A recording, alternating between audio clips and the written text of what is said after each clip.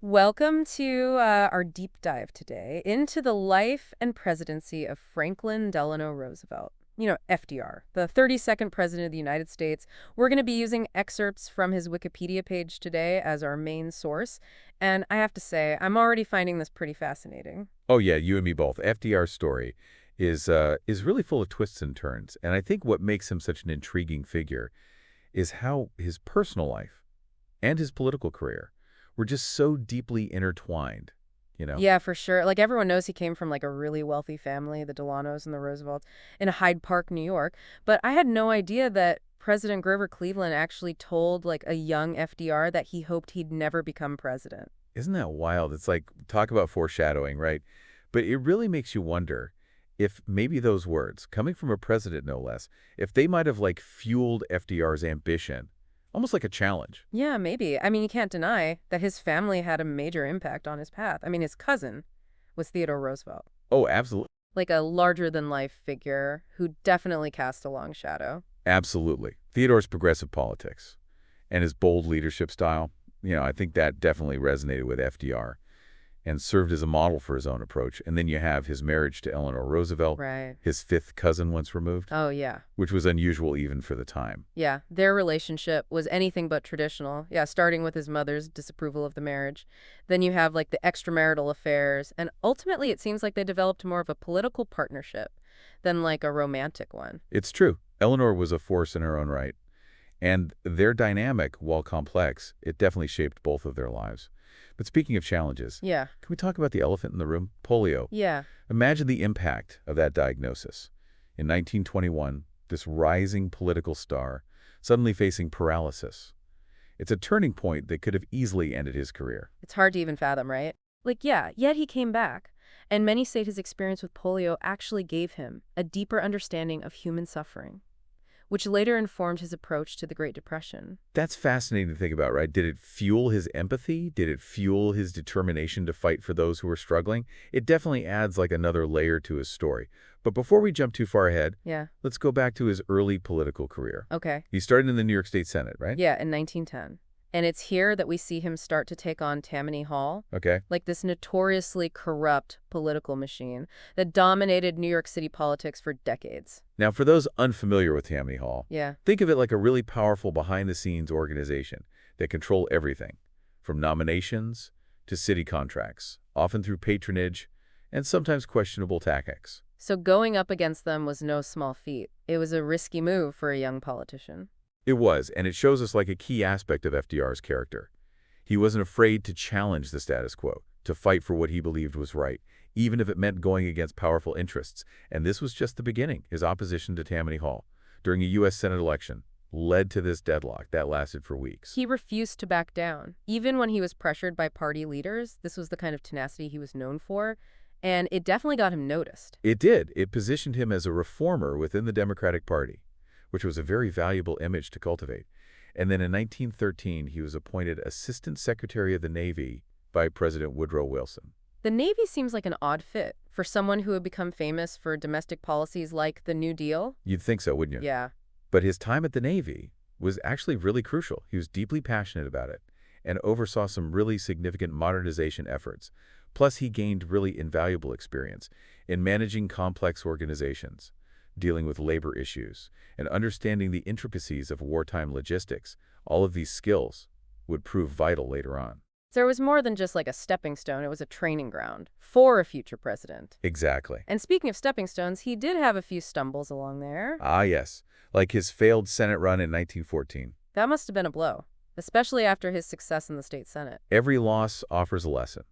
And for FDR, this one taught him the importance of building strong political alliances and understanding the nuances of campaigning on a much larger stage. And then there was the vice presidential bid with James M. Cox in 1920. Right, Another loss, this time to Warren G. Harding. right. But each setback, each campaign, provided valuable insights that he would later apply to his successful presidential runs.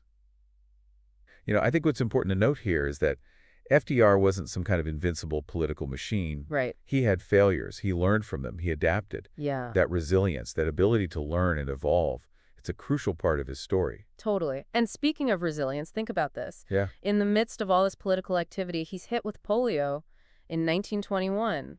And the world changes for him. Suddenly the focus shifts from political maneuvering to a very personal battle against a very debilitated disease. Right, from bustling campaign trails to struggling to regain basic mobility. And this is where Eleanor really steps up. Yeah. Her unwavering support was instrumental in his recovery and his eventual return with public life. Absolutely. But their partnership extended beyond the personal. She became his eyes and ears, traveling the country, engaging with people, becoming a powerful advocate in her own right. Their dynamic was evolving, and so was FDR's political path. It's almost like polio, as devastating as it was, forced him to reassess, to dig deeper, and to connect with people on a more fundamental level. And perhaps that connection, that understanding of struggle and hardship, informed his approach when he became governor of New York in 1928, just a few years after his diagnosis. Right. He'd already shown his progressive leanings in the state senate, but as governor, he really started to push for change, Yeah. addressing the farm crisis, proposing hydroelectric power plants, championing unemployment insurance. He was laying the groundwork for what would become his signature approach. He was, and it's interesting to see how those early initiatives, focused on state-level solutions. Yeah. They really foreshadowed these massive federal programs that would come to define his presidency. He did. But we're getting ahead of ourselves. We are. There's still so much to unpack Oh, there is. before we get to the New Deal and the transformative years of FDR's presidency. Okay, so we left off with FDR as governor of New York, right? Implementing those progressive policies and really setting the stage for his national ambitions. Right. Then comes 1929, and everything changes. The Great Depression. Yeah, It's hard to even grasp, the scale of the economic devastation. it is. Unemployment skyrocketed, banks failed, people were losing their homes, their livelihoods, their hope. And FDR, as governor, was right in the thick of it. Yeah. He saw the suffering firsthand and responded with initiatives like the Temporary Emergency Relief Administration, Right. which provided direct aid to those in need. It seems like those early efforts, while limited in scope compared to what would come later, were really crucial in demonstrating his commitment to helping those hit hardest by the crisis. They were, and they provided valuable experience in crafting and implementing relief programs, which would prove invaluable when he stepped onto the national stage. Right. Because by 1932, with the country still reeling from the Depression, the stage was set for a change in leadership.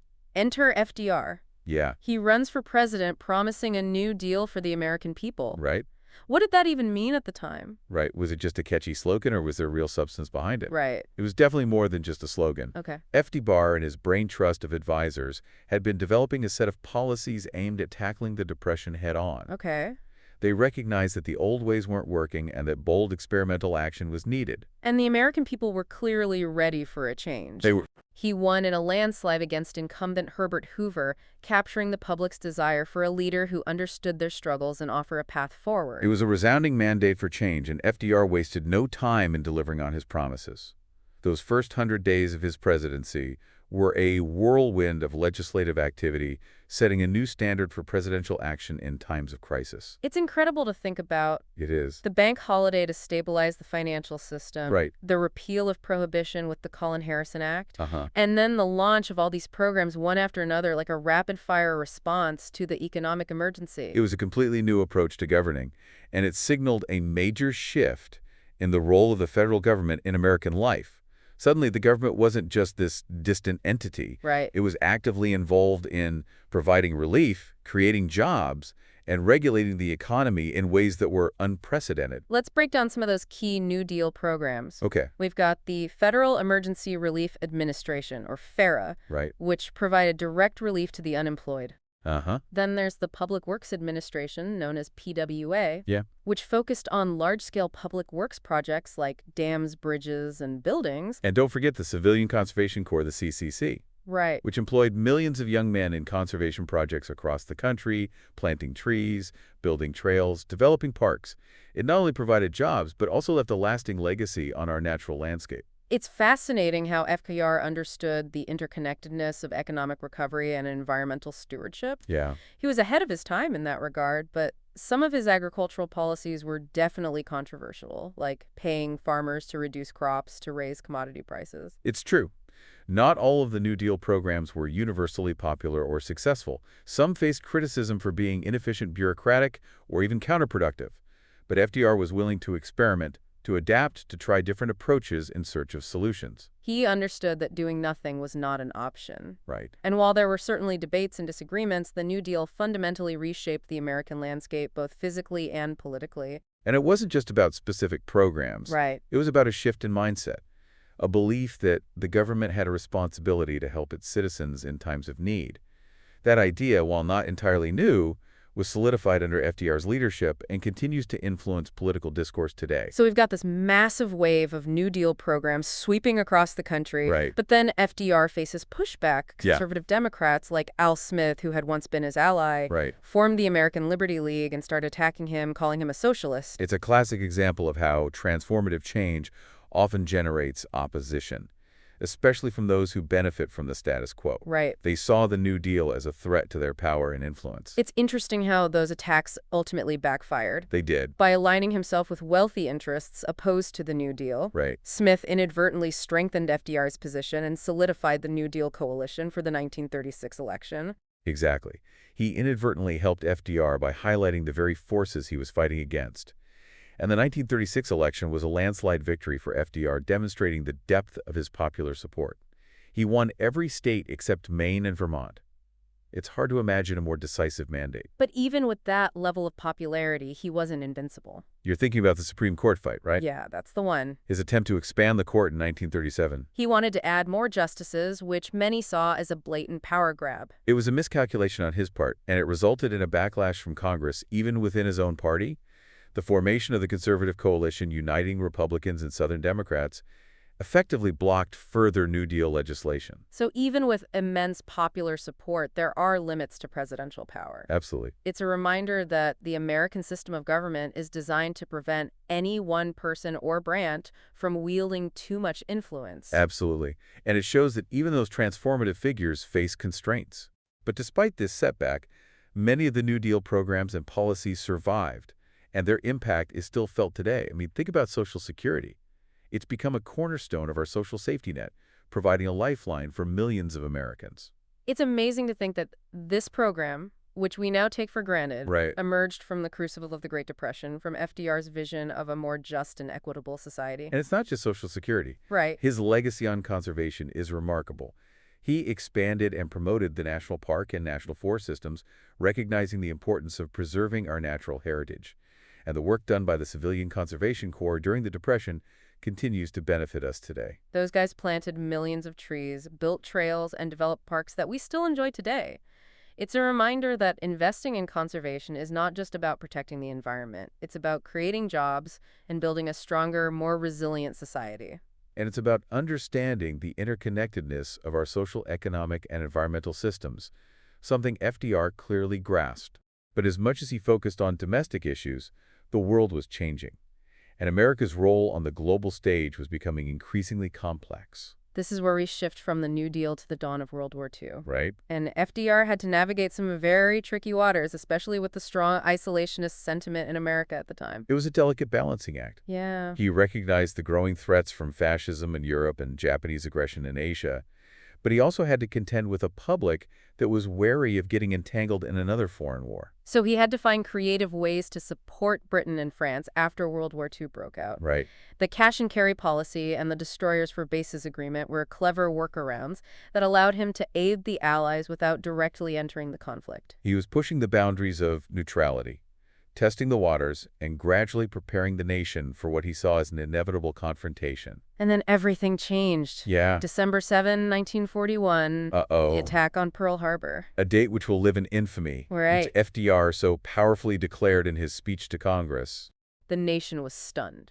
And in that moment, isolationism evaporated. America was thrust into World War II, and FDR, now commander-in-chief, faced the daunting task of mobilizing the nation for a global conflict. And mobilize he did. Right. From ramping up industrial production to establishing the Joint Chiefs of Staff to coordinate military strategy, FDR's leadership during the war was truly remarkable. I'm eager to dive deeper into that leadership, the challenges he faced, the decisions he made, and the ultimate impact of his wartime presidency. Me too. Let's continue this deep dive into the final chapter of FDR's life and legacy. Okay, so we left off with the nation reeling. From the attack on Pearl Harbor, suddenly America was thrust into World War II, and FDR had to lead a country that, just moments before, had been deeply divided on the issue of involvement. It is a remarkable shift, isn't it, from these debates over neutrality to a unified call to action. And FDR, despite his declining health, rose to the occasion. He understood the gravity of the moment and used his masterful communication skills to rally the nation. I mean, those fireside chats were legendary, weren't they? He spoke directly to the American people, offering reassurance, explaining complex issues in simple terms, and really instilled a sense of shared purpose. They were brilliant. He connected with people on such a personal level, creating this sense of intimacy and trust. It was absolutely crucial during a time of just immense uncertainty and fear. And it wasn't just words. He took decisive action, established the Joint Chiefs of Staff to coordinate military strategy, focusing on the Europe First approach, while also contending with the war in the Pacific. It's so fascinating how he seemed to balance the big picture strategy with the nitty-gritty details, attending these key wartime conferences like Casablanca, Tehran, and Yalta, alongside Churchill and Stalin, while also overseeing this massive mobilization of industry and manpower on the home front. He understood the importance of delegation, surrounding himself with really talented individuals and empowering them to make decisions. But he also knew when to step in, to assert his authority, and to guide the overall direction of the war effort. It's a testament to his leadership skills and his deep understanding of both the military and the political complexities of the conflict. And he did all this while dealing with his own personal health challenges. Right. He was battling polio, remember, and his condition was deteriorating, yet he projected strength and determination, never letting the public see his vulnerability. It's a testament to his willpower and his sense of duty. He felt the weight of the world on his shoulders and was determined to see the war through to victory. But this commitment to secrecy surrounding his health, it also raises questions about transparency and the public's right to know. That's a really good point. It's a complex issue, especially in times of war. But let's shift gears for a moment and talk about his vision for a post-war world. Remember his second Bills of Rights speech? Ah, yes, that was a remarkable speech, where he outlined this vision for a more just and equitable society, arguing that economic rights, like access to healthcare, education, decent housing, they were just as fundamental as political rights. Yeah, it was a pretty radical idea for its time, and it kind of foreshadowed a lot of the social welfare programs that would be implemented in the decades to come, but it also faced pushback, even from within his own party. It was a bold vision, and it challenged some really deeply ingrained assumptions about the role of government. Some saw it as a move towards socialism, while others hailed it as like a necessary step towards a more humane and inclusive society. It's a debate that continues to resonate today. Yeah, for sure. But amidst all these achievements and challenges, there were also shadows. The internment of Japanese Americans during the war remains a dark stain on his presidency. Absolutely. While often justified as a wartime necessity, it was a grave injustice, fueled by fear and prejudice. And it serves as a stark reminder that even the most revered leaders can make decisions that violate fundamental rights and freedoms. Yeah, it's a part of his legacy that we just can't ignore. And then there's the question of his response to the Holocaust. Another complex and difficult topic. While some argue he did what he could to help European Jews, given the political constraints and the limited information available at the time, others criticize him for not doing enough, especially in terms of relaxing immigration quotas and providing safe haven for refugees. Yeah, it's a tragedy that continues to haunt us. And it forces us to grapple with the complexities of moral responsibility in times of crisis. And to recognize that, even those we admire can make mistakes, can fail to live up to our expectations. It doesn't diminish their achievements, but it adds nuance and complexity to their legacy. So here we are at the end of our deep dive into the life and presidency of Franklin Delano Roosevelt. He led America through some of its most turbulent times, the Great Depression, World War II, leaving behind a legacy that continues to shape our nation, even today. He was a transformative figure, no doubt, a master politician, a skilled communicator, and a leader who inspired millions. But he was also flawed, capable of making mistakes, just like any other human being. And it's in recognizing that duality, that complexity, that we gain a fuller understanding of who he was and the lasting impact he had on America and the role. He left behind a legacy full of achievements and controversies, from Social Security to the internment of Japanese Americans, from the New Deal to the dawn of the atomic age. His presidency marked a turning point in American history. And his story continues to fascinate us, challenge us, and inspire us to think critically about the role of leadership, the power of government, and the enduring struggle for a more just and equitable society. So where do we go from here? What can we learn from FDR's triumphs and his mistakes? How can we apply those lessons to the challenges we face today? These are questions worth pondering.